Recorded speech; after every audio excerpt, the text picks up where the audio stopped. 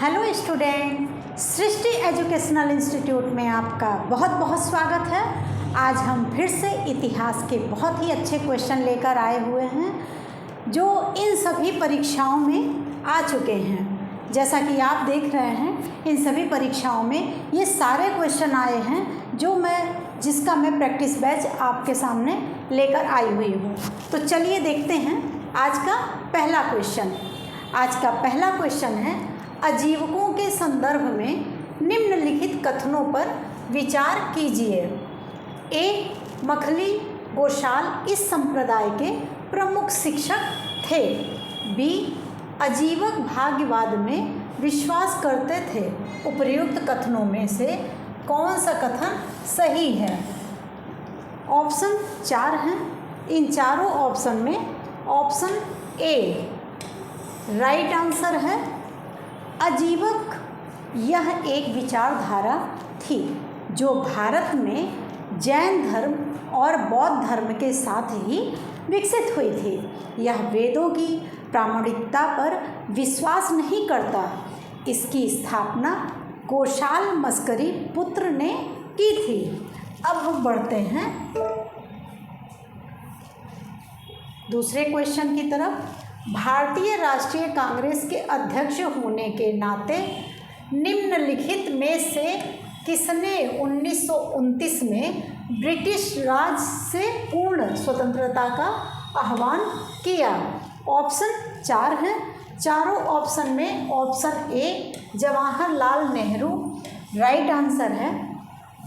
जवाहरलाल नेहरू एक भारतीय स्वतंत्रता सेनानी थे। बाद में भारत के प्रथम प्रधानमंत्री बने।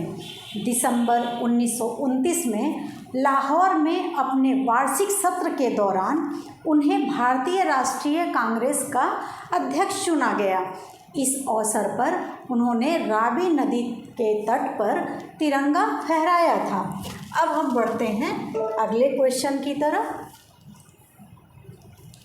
Poverty and un British rule in India पुस्तक की रचना किसके द्वारा की गई थी? ऑप्शन इसमें 4 हैं। इन चारों ऑप्शन में ऑप्शन बी दादा भाई नौरोजी राइट आंसर है। दादा भाई नौरोजी को भारत के ग्रैंड ओल्ड मैन के रूप में जाना जाता है। उन्होंने 3 बार भारतीय राष्ट्रीय कांग्रेस के अध्यक्ष के रूप में कार्य किया।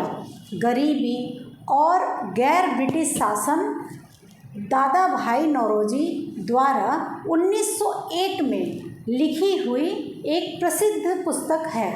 इस पुस्तक में नौरोजी ने धन का निष्कासन सिद्धांत के माध्यम से ब्रिटिश शासन के दौरान भारत में गरीबी के कारणों पर प्रकाश डाला है।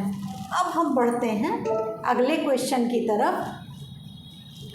निम्नलिखित में से किसने 8वीं शताब्दी ईस्वी में पाल वंश की स्थापना की थी?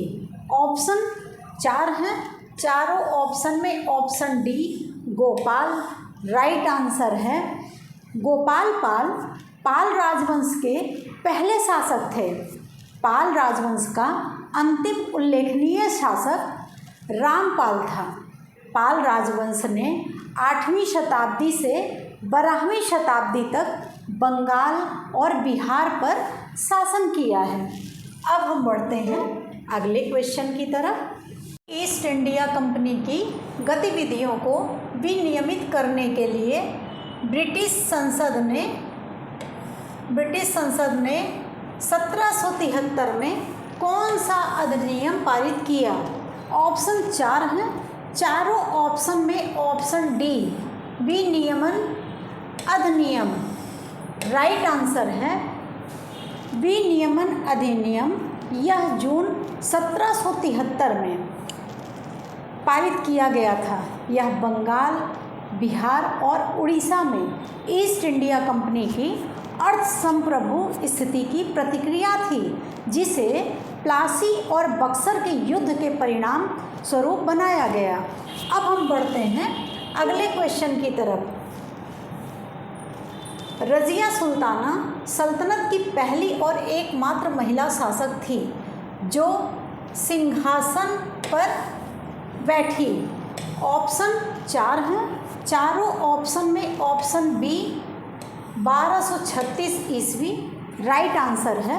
रज़िया सुल्तान इल्तुतमिश की पुत्री थी और 1236 से 1240 तक दिल्ली की सुल्तान के रूप में शासन किया। उनके जीवन पर रज़िया क्वीन ऑफ इंडिया नामक पुस्तक रफ़ीक ज़कारिया ने लिखी थी। अब हम बढ़ते हैं अगले क्वेश्चन की तरफ। अखिल भारतीय ट्रेड यूनियन कांग्रेस एटक की स्थापना कब हुई है? ऑप्शन 4 हैं। चारों ऑप्शन में ऑप्शन डी 1920 राइट आंसर है।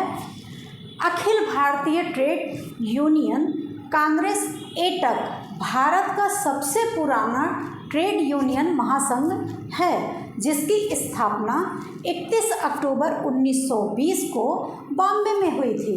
इसके पहले अध्यक्ष लाला लाजपत राय जी थे। अब हम बढ़ते हैं अगले क्वेश्चन की तरफ। 1875 में मुंबई में आर्य समाज की स्थापना किसने की? ऑप्शन 4 हैं। चारों ऑप्शन में option A Dayanand Saraswati right answer है। आर्य समाज की स्थापना 10 अप्रैल 1875 को स्वामी दयानंद सरस्वती जी ने बॉम्बे में की थी। उन्होंने यह समाज वेदों के आधार पर हिंदू धर्म में सुधार लाने और सामाजिक बुराइयों को दूर करने के उद्देश्य से स्थापित किया था। यह अपनी कृति सत्यार्थ प्रकाश और वेदों की ओर लौटों के लिए भी जाने जाते हैं। अब हम बढ़ते हैं अगले क्वेश्चन की तरफ। निम्नलिखित में से किसे भारत में स्थानीय स्वशासन के जनक के रूप में जाना जाता है? ऑप्शन 4 हैं। चारों ऑप्शन में option C lord Ripon right answer है। लॉर्ड रिपन को भारत में स्थानीय स्वशासन का जनक माना जाता है। उन्होंने 1882 में स्थानीय स्वशासन की शुरुआत की, जिससे स्थानीय निकायों को अधिक अधिकार मिल सके। अब हम बढ़ते हैं अगले क्वेश्चन की तरफ। मत्स्य विलास प्रहसन के रचयिता प्रथम निम्नलिखित में से किस शासक राजवंश से संबंधित है? ऑप्शन 4 हैं। चारों ऑप्शन में option B Pallava right answer है। मत्स्य विलास प्रहसन के रचयिता राजा महेंद्र वर्मन प्रथम थे। ये पल्लव वंश के शासक थे। कला और साहित्य के महान संरक्षक थे। मत्स्य विलास प्रहसन एक प्रसिद्ध संस्कृत नाटक है। 7वीं शताब्दी में लिखा गया था। यह एक व्यंग्यात्मक नाटक है। नाटक का मुख्य उद्देश्य है धार्मिक पाखंड और अंधविश्वास पर प्रहार करना।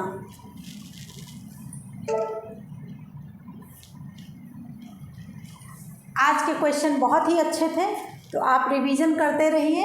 अगर हमारा चैनल आपको पसंद आ रहा है तो लाइक करिए, शेयर करिए, सब्सक्राइब करिए। आने वाली परीक्षाओं के लिए best wishes. Thank you so much.